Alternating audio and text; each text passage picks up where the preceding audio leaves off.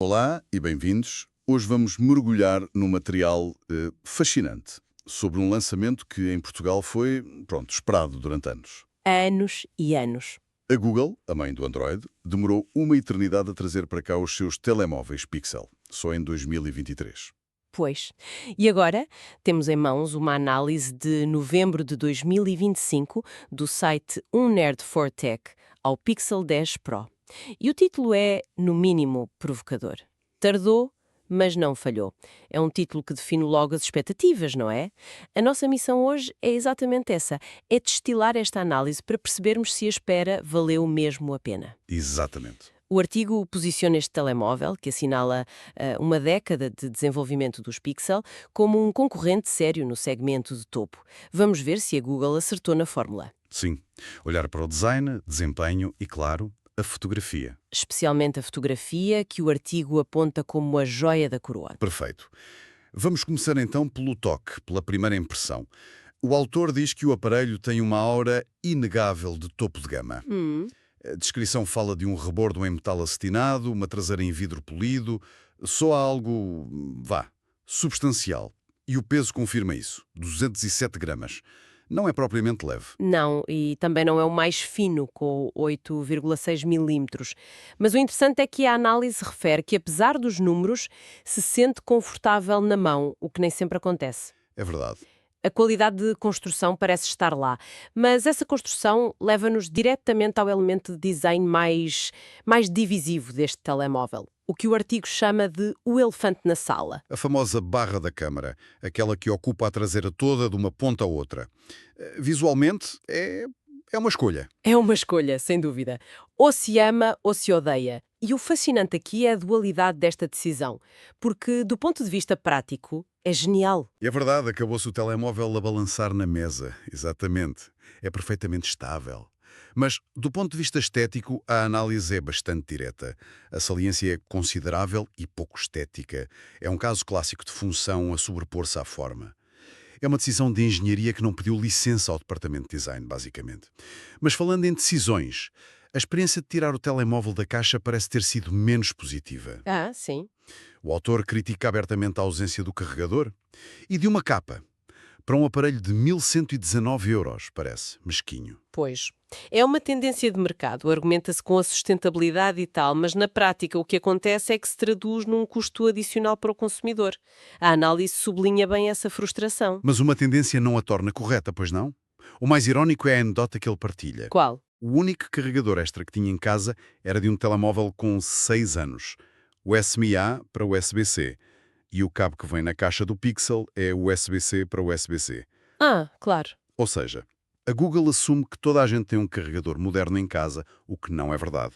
Parece uma falha de planeamento que te força a ir logo comprar outra coisa. É um ponto muito válido. Cria um atrito desnecessário logo no primeiro contacto com o produto. No entanto, para sermos justos, a análise também contrapõe esta falha com os pontos fortes na durabilidade. Ok. O ecrã e a traseira são protegidos pelo Corning Gorilla Glass Vitus 2, que é dos mais resistentes que existem, e tem certificação IP68, o que significa que sobrevive a pó e a um mergulho acidental. Há uma preocupação com a longevidade. E introduziram também aquela tecnologia magnética, Pixel Snap, certo? Para acessórios. Sim, que permite acoplar magneticamente carregadores, carteiras, suportes. Não é uma ideia nova, outras marcas já o fazem, mas demonstra uma aposta num ecossistema. Portanto, no design temos esta tensão. Decisões práticas inteligentes ao lado de outras que são, no mínimo, questionáveis. Essa dualidade entre o prático e o estético é fascinante. Será que encontramos essa mesma tensão entre o que os números dizem e a experiência real quando olhamos para o ecrã e o desempenho?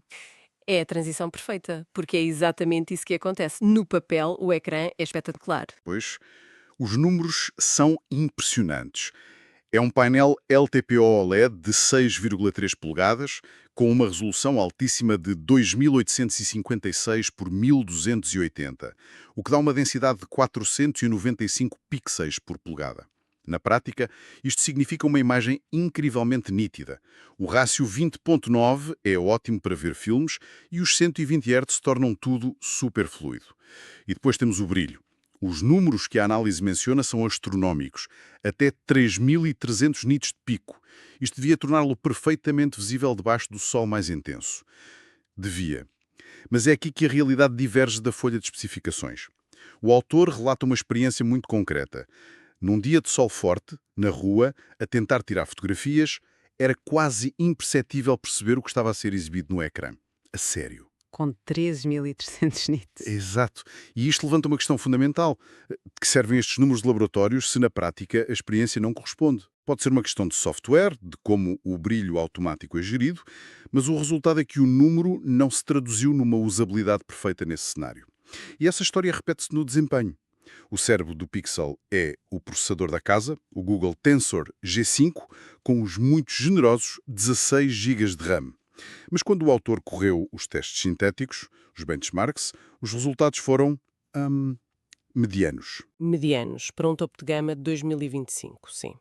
A análise mostra que, em testes de single core, por exemplo, o desempenho é comparável ao de um Samsung Galaxy S24 Ultra, o modelo lançado no início de 2024. Do ano anterior, basicamente. Pois, se olharmos só para os gráficos do Geekbench ou do 3D Mark, o Pixel 10 Pro não é o rei da potência bruta. Mas se os benchmarks não são os melhores, por que é que as marcas continuam a lutar por números mais altos?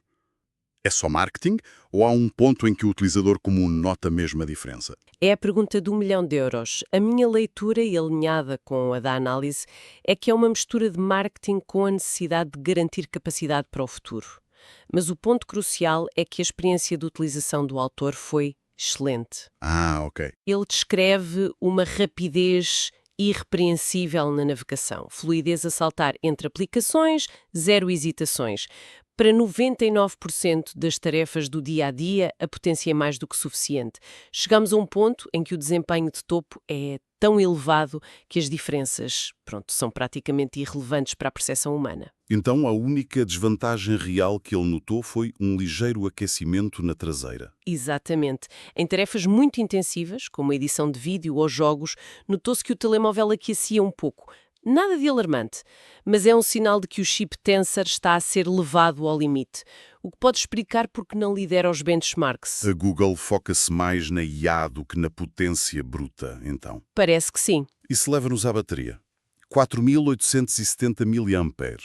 O artigo diz que está abaixo da barreira psicológica dos 5.000 mAh, que já é quase um padrão. Isto, com um processador que aquece, pode ser preocupante. Poderia ser, mas a otimização de software entra em jogo. Como a Google controla o hardware, o chip Tensor, e o software, o Android 16, consegue uma integração muito mais eficiente. A análise confirma que, mesmo com uma capacidade ligeiramente inferior, o telemóvel aguenta um dia de utilização sem problemas. Menos mal. O problema continua a ser o carregamento. É limitado a 30 watts com fios, com o tal carregador que tem de ser comprado à parte, e 15 watts sem fios. Não é de todo o mais rápido do mercado. Pois não, mas onde o software realmente se destaca, segundo a análise, é no suporte a longo prazo. A Google promete 7 anos de atualizações. 7 anos!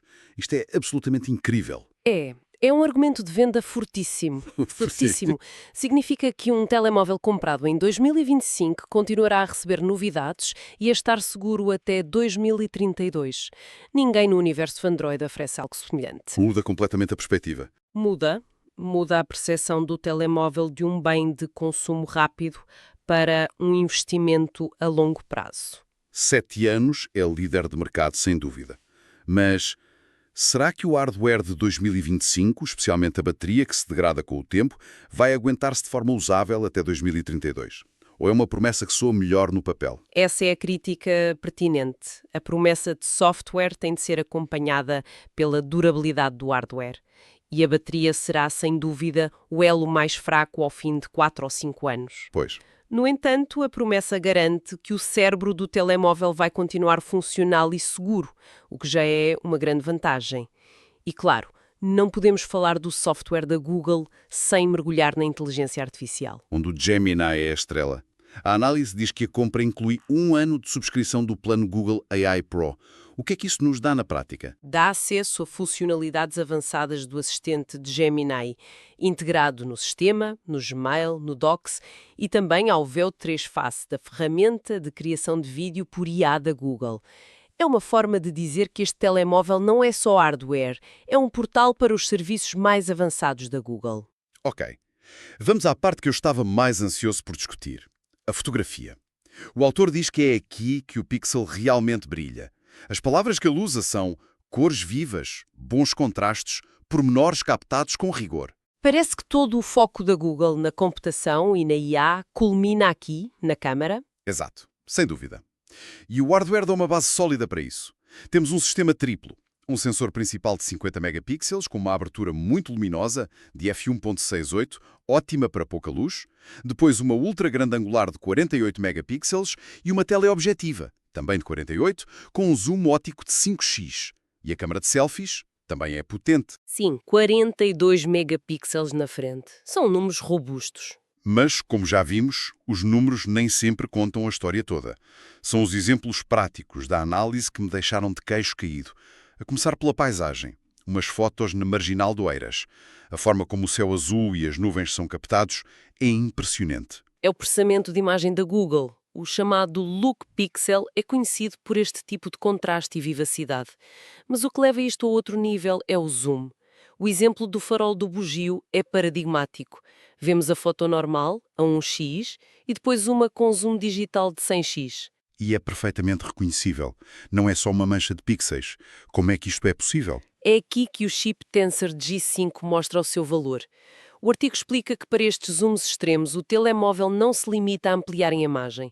Utiliza modelos de IA generativa para analisar a imagem, perceber que aquilo é um farol e preencher os detalhes em falta. Então está a reconstruir a imagem. É quase isso. Está a reconstruir de forma inteligente.